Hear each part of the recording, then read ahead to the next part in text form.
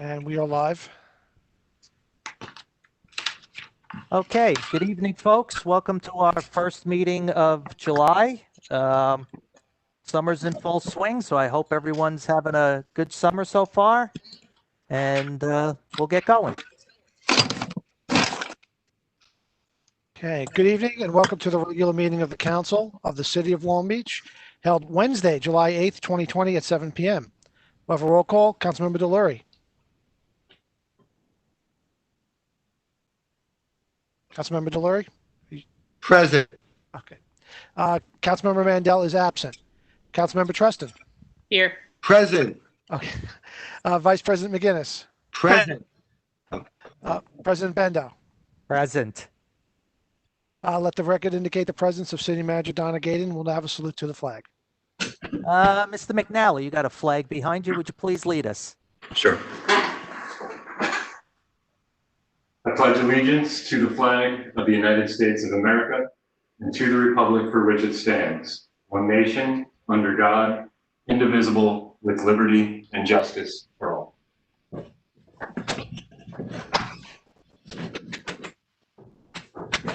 Okay, thank you. So we have an item. Yes, so we have an item that's being added by unanimous consent. It is a resolution approving commencement of litigation. Who will make, since we're meeting virtually, we'll have to do this by motion. Who will make a motion to add this by unanimous consent? I will. Who will second?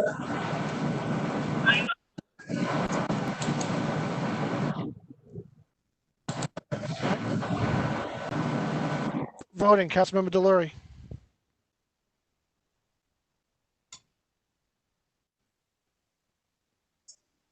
Yes. Councilmember Treston. Yes. Vice President McGinnis. Yes. Yes. President Bendo. Yes. Okay, item 4 has been added to the agenda. It'll be posted on the website momentarily. Okay. Can we, Dave, before we begin, can everybody just check their audio? Mike seems has a delay of some kind. He's on repeat.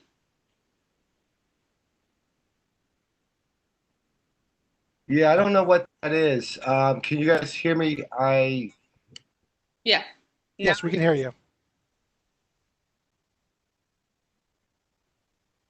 Okay. I will be coming in a slight delay, it seems. I don't know why, but just be patient if you don't mind. Okay. I guess we'll begin with our city manager update. Okay, thank you. The very first thing is that we have 3 individuals, department employees that will be speaking. The first one will be Scott Kimmons to give us an update. Scott? Yes, I am here.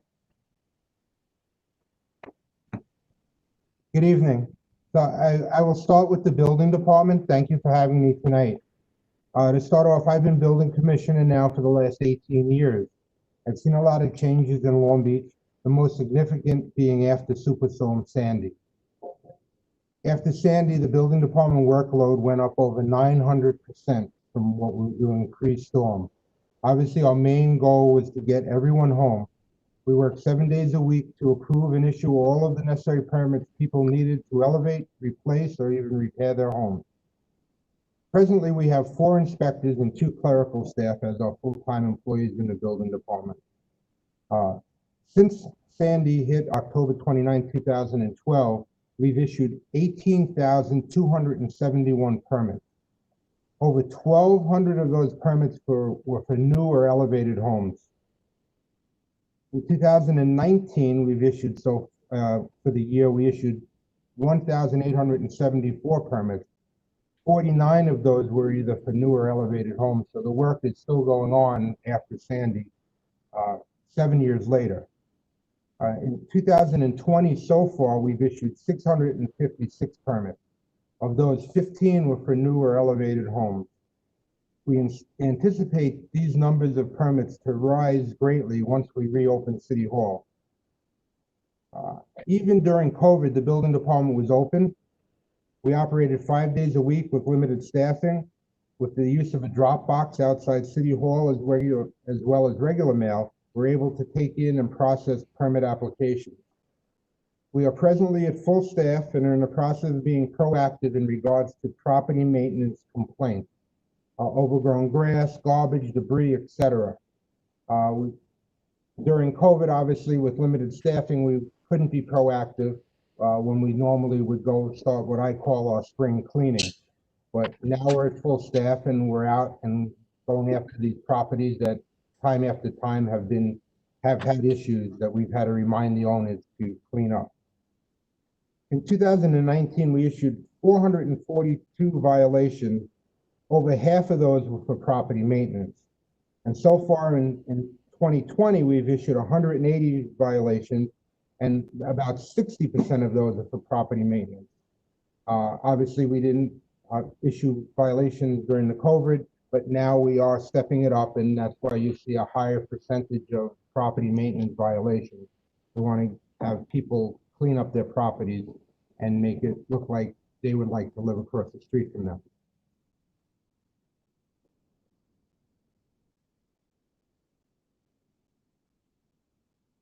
That's what I have on the building department if you have any questions.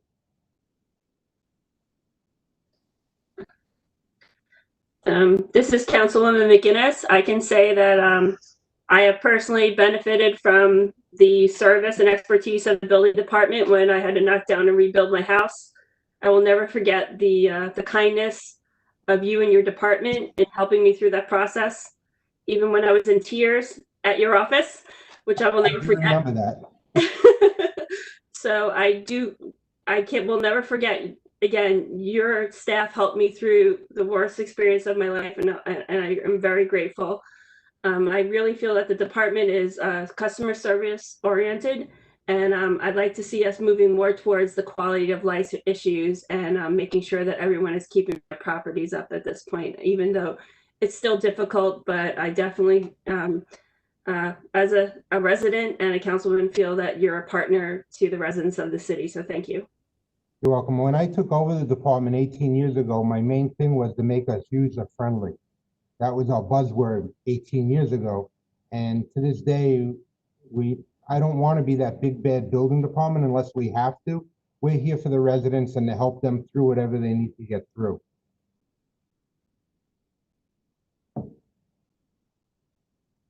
I did prepare a little something on the fire department too, if you'd like me to update you on that. Yes. Okay, so a little background. I've been a member of the Long Beach Fire Department for almost 40 years now. I served as a chief for 13, and I've been the fire commissioner for the last 10. We are the busiest fire department on Long Island. In 2019, we responded to over 5,200 alarms. Approximately 80% of those calls were EMS related. We had 9 working fires in 2019. So far in 2020, we responded to 2,193 alarms. Once again, approximately 80% of those were EMS. So far this year, we've had 4 working fires. Our numbers are down from last year. We're down approximately 389 calls from last year at this time. I think a lot of that is COVID related, even though we did see an uptick in some EMS calls during the COVID surge. We didn't get a lot of the other calls we normally get because everybody was home. Right now, our current staffing for the fire department, we have 13 career firefighters, 10 career paramedics, and 144 volunteer members. That's our present staffing. You know, like I said, we are the busiest fire department on Long Island, and we handle the majority of them being EMS runs.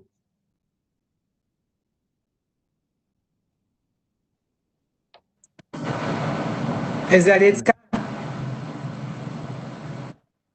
Scott, Yes, is that it? that's all I have right now. Yes, I'm open to any questions, of course. All right, well, thank you very much, Scott. The next person that's going to speak is Mr. Thomas Canner.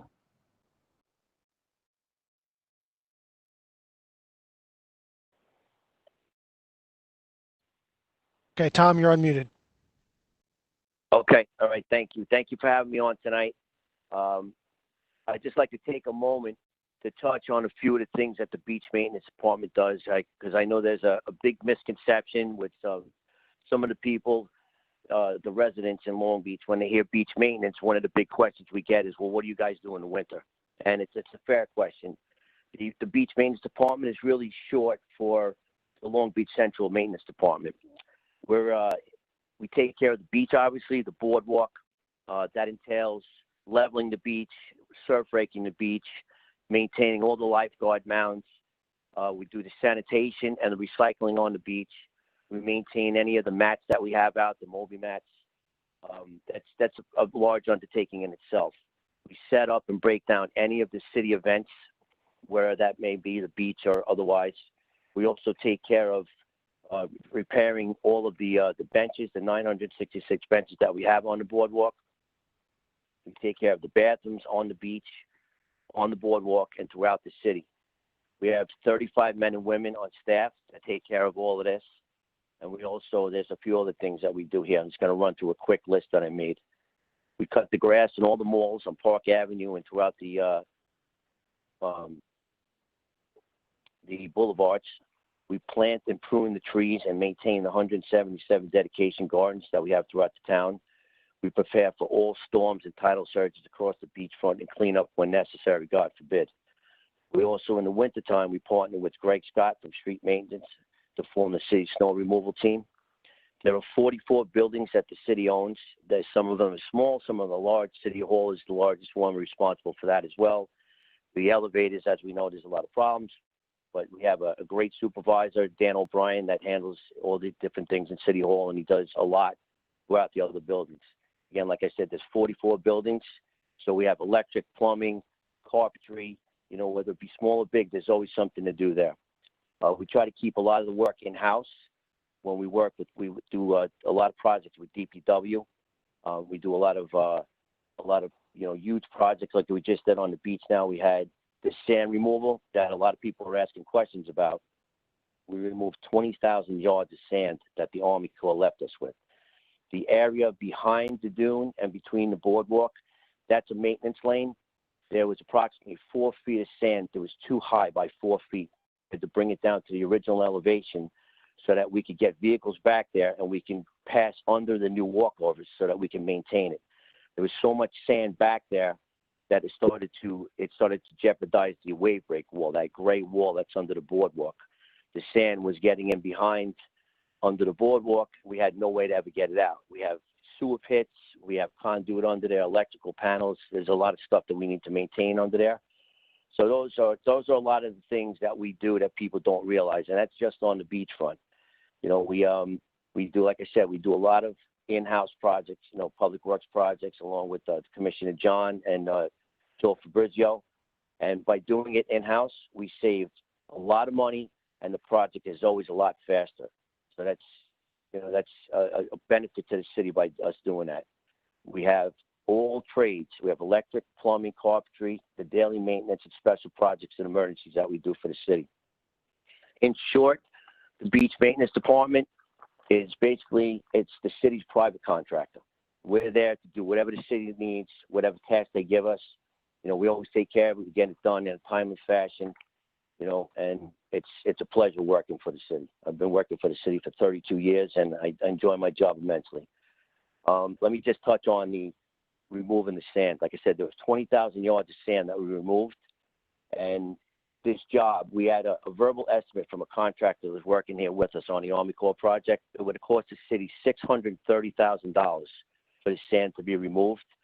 We did it at a cost of $282,000 by doing it in-house. We worked with the town of Hempstead, excuse me, to take the sand to get rid of it. A lot of people are asking, why did we give the sand away? It was extra sand that was not needed. It was loaded with clay, some debris, rocks. We don't want it on our beach, but it went to good use. We gave it to the town of Hempstead, and they used it for backfill along the jetty on the Jones Beach Inlet. So they would have had to buy that sand at a costly price.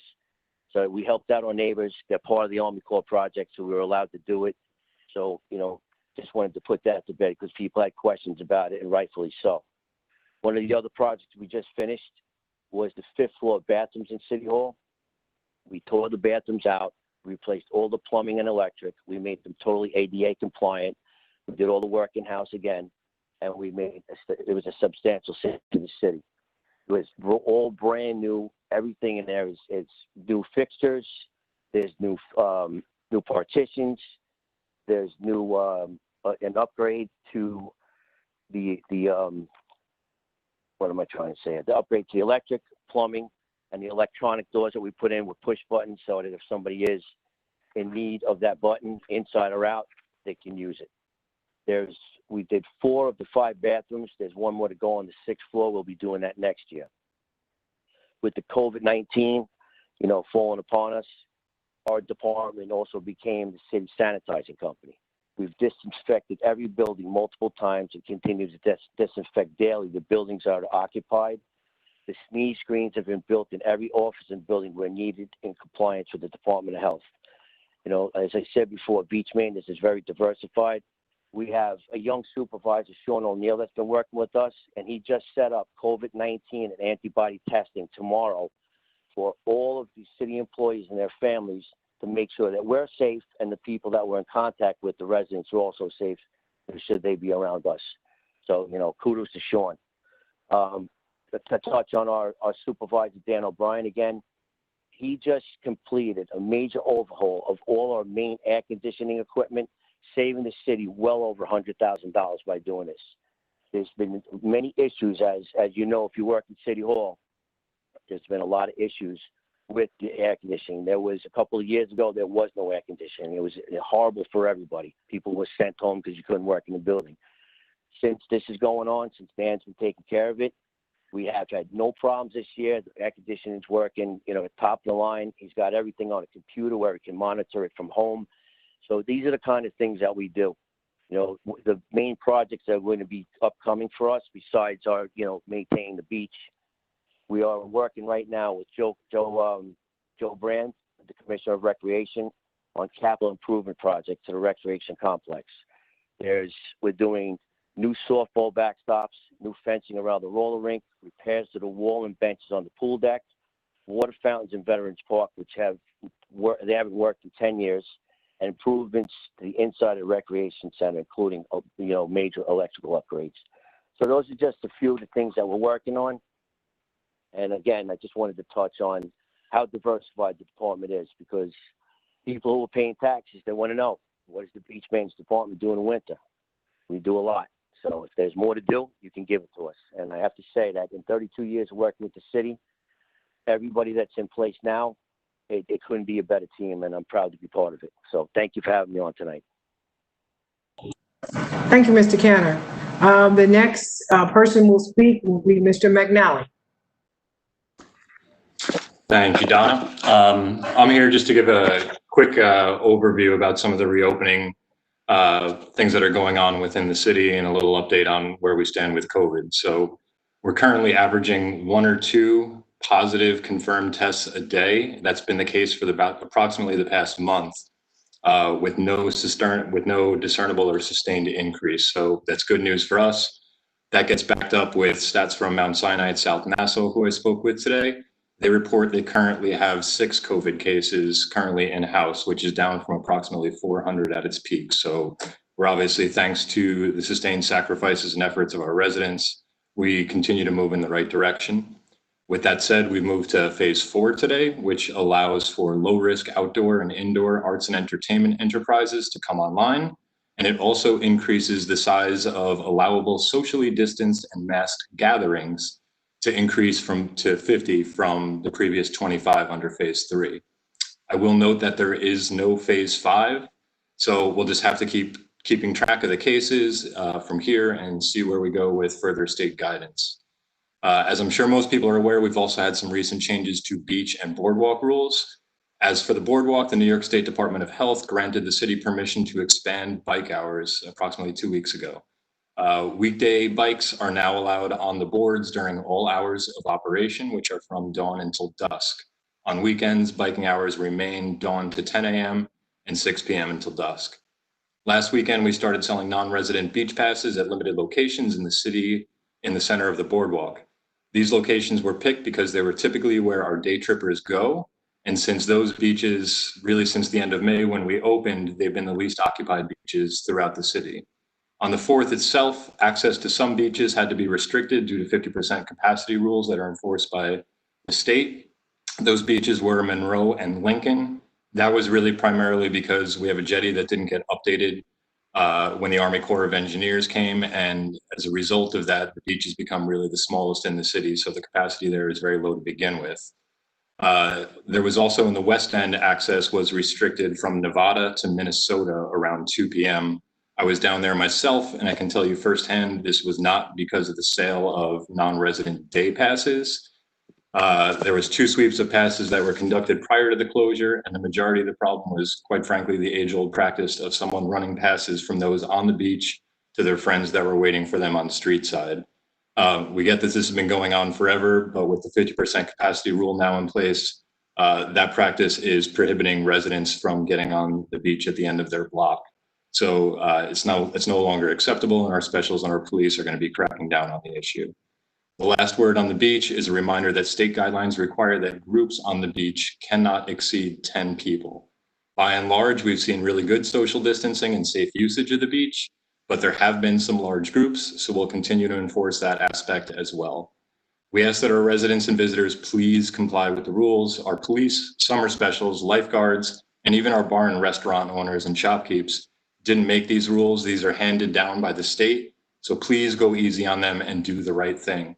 Not doing so could literally get a store or restaurant closed or end up getting our beach or our boardwalk shut down. So do the right thing, social distance, or wear a mask. Last but not least, I just wanted to announce that the process for hiring a permanent police commissioner is underway, and that candidates are going to be interviewed in the last half of July and early August. So stay tuned for that. And that's really it, Don. All right, thank you very much. For those that are joining us, and this is the first time that they have actually heard others talking under the city manager's report, my philosophy is that although I am the city manager, I don't do all the work. And so I would prefer that the department heads or who is responsible for some of the work that goes on to the city, that goes on in the city, that they inform the residents of what they do, so that the residents can understand what each department does and where we are currently. In the city manager's office, what we've been working on, one is the multi-year plan. We've had 3 different meetings about it. We're starting to put it together. We're hoping to have a rough draft no later than the end of July of how we can turn our financials around to have a more positive fund balance versus having a large negative fund balance. We also are working with CMA. Since I've been here, we have been reviewing policies and procedures. And so we're updating all of our policies and procedures, and we're sending those to CMA for review to make sure that what we are suggesting that we change to is best practice. And they are making sure that we are going to follow the guidelines. For example, the procurement policy. What I've found out since I've been here is that we have different sort of policies depending on what it is. And so we're putting in writing whether you have to get 3 quotes, whether you have to get a bid, or what actual process you need to follow through. In doing that, we also are looking at contracts. So we're looking at taking all contracts within the city, putting them on a drive in the city where different departments can share contracts. And so that we know when a contract is coming up, is about to end. We know that if we want early on, if we want to cancel the contract, what the cost of the contract is. We're also redoing our RFP process to make sure that we're getting the information that we need and that the RFPs are correct. One thing we did find out this year is that in the RFP, it said that the RFP superseded the contract. So where we have violations or contracts are not correct, we will be renegotiating those contracts to make sure they're in compliance with the law.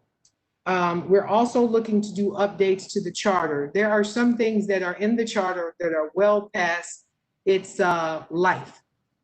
They were things that were probably put in place 20 years ago that is not current and it's not a practice that we follow.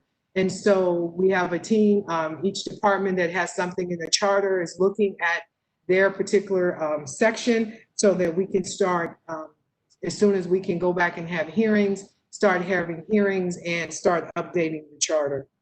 One of the things I wanted to mention was there was a question. I had said at the last meeting that the April and May 2020 scorecard is on the website. If you were not able to find it, if you go to the website and go to government, go to budget and financial, and then there's tabs. And under budget and financial 2020, you will find the April and May 2020 scorecard. Currently, the fiscal year ended June 30th, so it will take us a little longer to get June out there. But it will be up there, and these scorecards will be on a regular basis every month for the financials for the public to take a look at. And then if you have any questions, you can contact myself or the comptroller's office. And the last item that I have today, the comptroller and I spoke to the Financial Review Board, and we were talking to them about getting us additional funding for some things that we would like to do because our budgets are extremely tight. And it was a very good call. Take that back, that wasn't the last thing. This is the very last thing. We have been getting a lot of questions about people that are currently being hired. There was a layoff of CSEA employees some time ago. And those employees, we're not hiring them back in the positions they left. When an employee is either terminated, they decide to resign, retire, or just simply they're no longer in working for the city, those employees that were laid off are offered a job to come back to work to work for the city. That doesn't mean they come back at their old pay. They do not come back at their old title. They come back to the city to work in the position that was vacated. And so we are not just superseding where we said, oh, we laid these people off and now we're starting to bring them back, because the concern has been is where we're getting the money. We're not increasing the budget. What we're doing is when someone leaves and there's a vacancy, we're offering the position first to the employees that were laid off because of budget cuts. And if that does not happen, if they turn the position down, then the position will be advertised. So I want to make sure that everybody understands that we're not bringing on additional staff where we said that we had to lay off and then turn around and bring them back in their current or their role that they had previously. That's all I have. If anybody has any questions on the council? That's all I have. I have a question. Do we have any update yet from regarding the parks and the spray parks? Are they in the phase at Georgia? We know that yet? So they are, the Recreation Center is currently working on the safety plan. As everybody knows, the Department of Health requires that. And we do expect them to get turned on soon. Okay, thank you. You bet. I just have one. Go ahead, Paris. Sorry.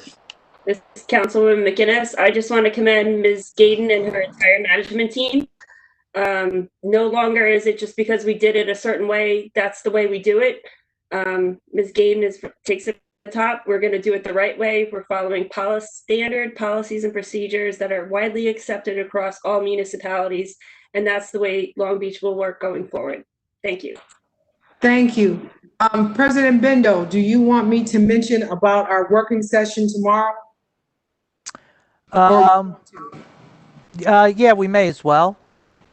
Oh, okay. Tomorrow, the finance department, the comptroller, myself, and CMA are meeting with the finance and the attorneys of Eagle Berman tomorrow to make sure that we all have the same methodology on how we're coming up with the numbers that will be reported in the upcoming hearing. it is very important that at least from the management side is that we at least agree on the methodology on how the numbers. And then you as the council then will make the decision once we can crunch the numbers. And so we felt that tomorrow we won't be at a capacity of 10. We will be social distance, but we decided to come together so that we can walk through all of the numbers before the hearing comes up. Donna, will any council members be present? Not on the initial, because it actually will be what some people call as bean counters, number crunchers.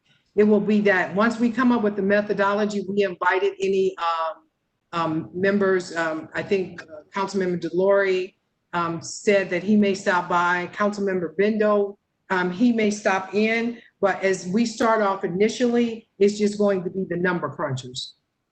Okay, would you let me know the details of the meeting tomorrow so if I want to stop in, I can?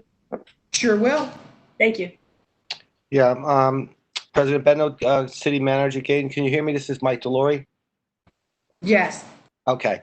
I do plan on stopping in sometime tomorrow, approximately noon, but I'll just make sure that I'm not interrupting anything at the time I get there. But I just want to recap some thank yous that I want to extend. It goes back to the May, I think, 2nd boat accident or boat incident. And I just want to acknowledge some people that responded to that. And I'm glad Commissioner Kemmons is on here tonight. I hope he's still on. There was a boat crew, Corey Healy, George Herbert, the jet ski with Teddy Reinhardt, Tristan Bailey. The ambulance crew was Jeremy Bernstein, Steve Newberger, Chief DeGiacomo, Chief Hadrick Ray, Scott Kemmons. And then there was the crew at the emergency room waiting for, there was there was boats, there was jet skis, there was helicopters, Coast Guard. And they were Anthony Fallon, Brian Pugh, Sam Pinto, Louis Palacio, Ian Rogers, and Ryan Mavros. If I missed anybody, please, I apologize in advance. Also, the lifeguards had an award given to them by the USLA over the weekend. I couldn't make it, but it was Saturday. Congratulations to Chief Gillespie, John Scuden, and Chaz Thompson. I do want to thank all the hard work that the specials are doing. It's a thankless job, but I witnessed it myself where they're checking beach passes, similar to what Mr. McNally just described.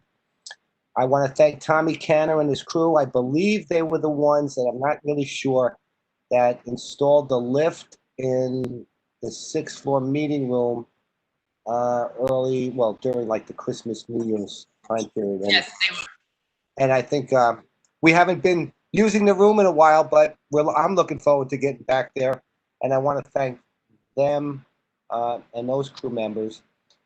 And I just want to generally say thanks for everybody for all your hard work, Donna, Ina, the staff at City Hall, because these are very trying times. And if I don't say thank you enough, I think we are very thankful. We may not be able to say it all the time.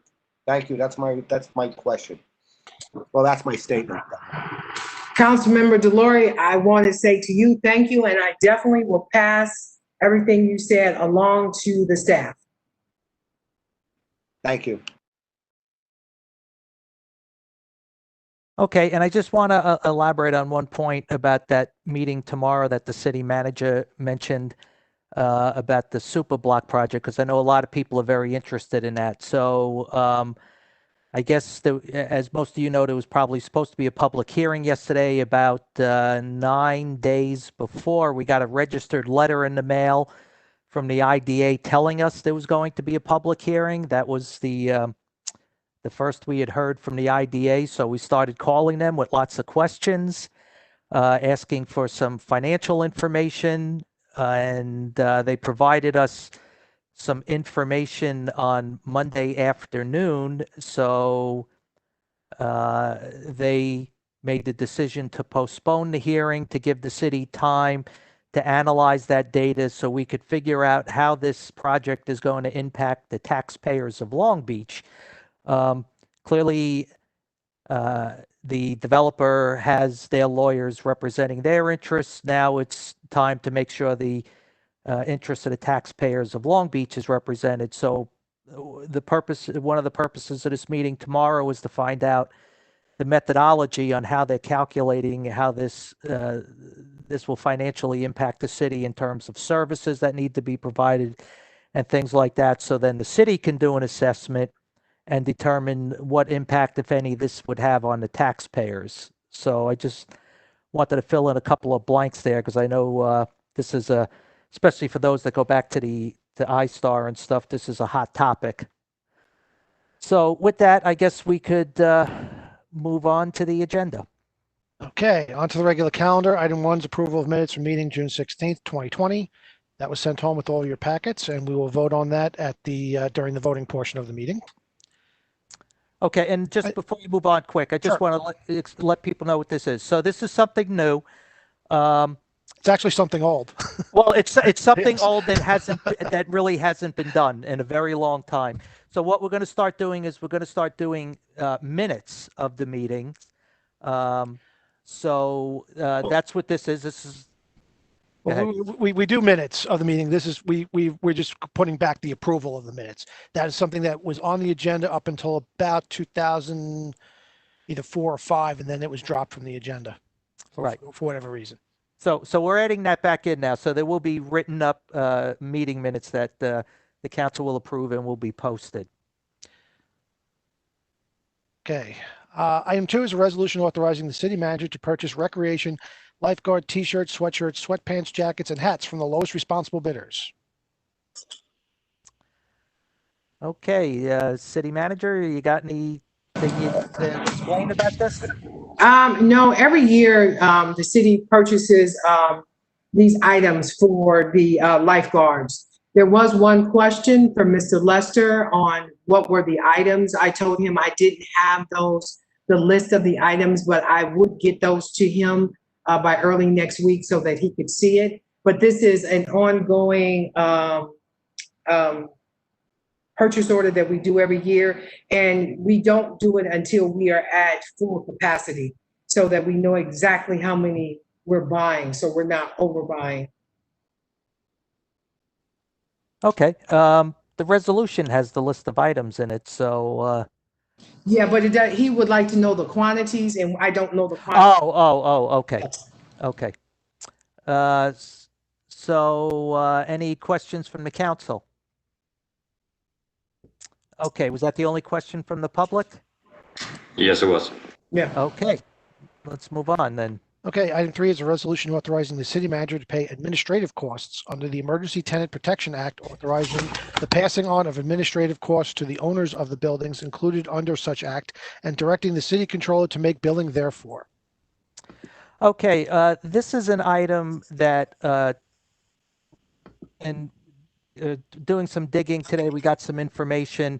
There's a question on how many actual units there are in the city right now. So we have to determine that. So before voting on this, I'm going to make a motion to table this so we can make sure we have an accurate number of units so we're billing properly. So I'd like to make a motion to table. Do I have a second? I second. Voting to table. Councilmember Delory, Yes. Councilmember Treston, Yes. Vice President McGinnis,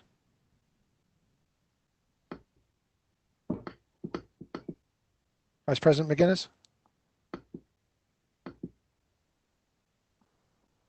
So you're not hearing us again? I think she's not hearing us again. Uh-oh. I think we can hear you.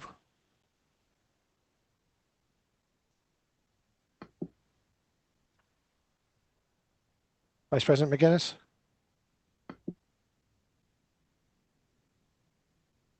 Can you hear us, Karen? Give us a thumbs up if you can. I'm going to take that as a no. Sorry, folks, we had some technical difficulties before the call, too, where she wasn't able to hear us. We could see her, we couldn't hear her. Hello, Dave, if you're going to work your Yeah, magic. I'm messaging to her right now. Okay. Everybody stand by.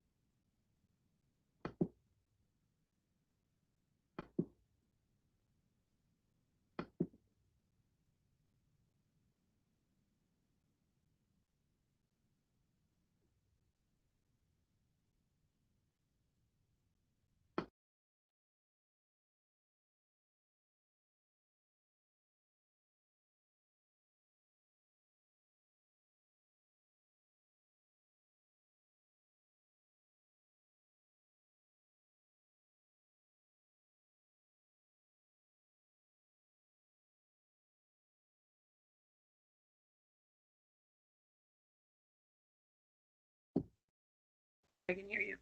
Can you hear me? Yes. Okay. Sorry about that. That's okay. This was a motion to table. How was your vote? Motion to table item number 3. Yes. President Bendo? Yes. Okay. Item has been tabled. And finally, item number 4 is a resolution approving commencement of litigation. This has been added by unanimous consent. And it also has been posted on the agenda page on the website.